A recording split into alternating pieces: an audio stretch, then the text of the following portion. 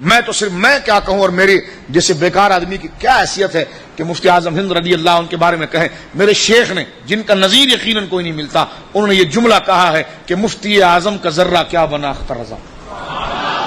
یعنی بلندی آپ دیکھیے مفتی اعظم ہند رحمہ اللہ کی کہ آج حضور تاج الشریعہ کی سلاست. اور میں نے ایک بات میں یہاں پر عرض کر دینا چاہتا ہوں کہ حضور زیب سجادہ حضور تاج الشریعہ دامت برکاتہ اللہ علیہ فتح رضویہ شریف کی تعریف فرما رہے ہیں, یعنی عربی میں کر رہے ہیں. آپ کے ساتھ ایک مولانا ہوتے ہیں, وہ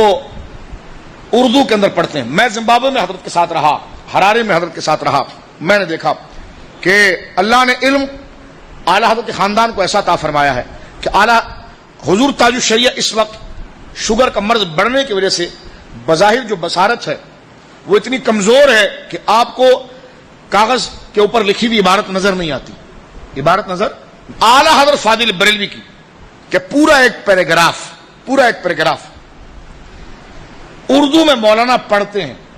میں کہتا ہوں کسی مفتی کو آپ بٹھائیں, اس کے سامنے اردو میں ایک دفعہ فتح رضویہ کا پیراگراف پڑھیں, اس کو کہیں یہی اردو دوبارہ سنا دو, وہ نہیں سنا سکتا, کیونکہ تحریر اعلیٰ حضرت کی اردو میں ہی ہے. ایک پیراگراف یعنی 2-4 لائنیں اگر کسی بہت بڑے عالم کے سامنے بھی پڑھ دی جائے فتح رضویہ کی ایک مسئلے کے جواب میں, اور پھر کتاب سامنے رکھے کہ آپ پڑھیے ذرا ہو بہو ویسی, تو میں کہتا ہوں کہ بہت ممکن ہو تو وہ ایک لائن پڑھیں گے دوسرے میں ڈگمگا جائیں گے, یا الفاظ آگے پیچھے ہو جائیں گے, مفہوم و مضمون صحیح بیان کر جائیں گے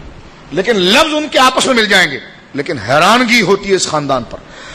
حضور تاج الشریعہ کے سامنے مولانا پورا ایک پیراگراف پڑھ کے چپ کرتے ہیں, آپ اس کی پوری تعریف بیان کرتے ہیں. یعنی وہ اردو میں پیراگراف پورا کرتے ہیں اور آپ اپنی زبان میں اس کو عربی میں کر کے بیان کرتے ہیں, اور وہ جملہ ریکارڈ ہو رہا ہوتا ہے. اس کے بعد دوسرا جو ڈپارٹ ہے وہ عربی سے اس کو تحریر کرتا ہے, اور تحریر کرنے کے بعد وہ علماء جو جامعہ اشرفیہ ادھر کے جو ادب میں عبور رکھتے ہیں وہ کہتے ہیں کہ الفاظ بھی ایسے نکلتے ہیں جو فصاحت میں اعلیٰ مقام, فصاحت میں اعلیٰ مقام پر ہے. اور الحمدللہ میرے شیخ نے اس وقت 3 جلدیں فتح رضویہ کی مکمل عربی میں کر دی ہے, اور عربی بھی وہ کہ جس کو مصری بھی دیکھے تو کتاب پر نثار ہو جائے, عربی بھی وہ جس کو شامی دیکھے تو کتاب پر نثار ہو جائے, کیونکہ عربی کرنا تو کوئی بھی رسالہ آپ لائیے وہ تو کوئی بھی کر دیتا ہے, لیکن ان کے مزاج کے اعتبار سے وہ جو تعبیرات وہ رکھتے ہیں اس تعبیرات کا لحاظ رکھنا, ان کی زبان کا لحاظ رکھنا, اس کے تسلسل کا لحاظ رکھنا. تو میں کہتا ہوں یہ ملکہ تاج الشریعہ قبلہ دامت برکاتہ العالیہ کو علم تبخر کا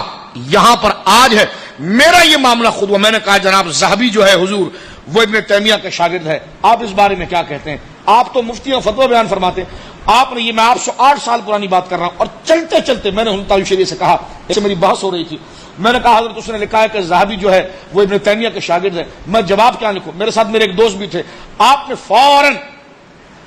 انہی کی کتاب سیر کا حوالہ دے کر اور ایک اور کتاب کا حوالہ دے کر فرما ادھر دیکھیں انہوں نے رد لکھا ہے, اور جو جملے آپ نے عربی کے پڑھے تھے خدا کی قسم وہی کتاب میں لکھے ہوئے, اور یہ اہتمام کے ساتھ نہیں, یہ چلتے چلتے یہ. تو اب آپ اندازہ لگائیے کہ اس خاندان پر اللہ رب العالمین جل وعلا نے کیسا فضل رکھا ہے, اور جس شخصیت کا آج کوئی نظیر نہیں, میں کہتا ہوں تاج الشریعہ کی نظیر نہیں کوئی, نہ تقوی میں کوئی نظیر ہے نہ علم میں کوئی. جب ان سے پوچھا گیا کہ حضور آپ جانشین ہیں مفتی اعظم ہند کے, آپ کو کرسی ملی ہے, آپ کو ان کی طرف سے قضا کی اجازت ملی ہے, آپ ان کے نائب فتوے میں, آپ نے مفتی اعظم ہند کو کیسے پایا؟ تو اس وقت کا اتنا بڑا امام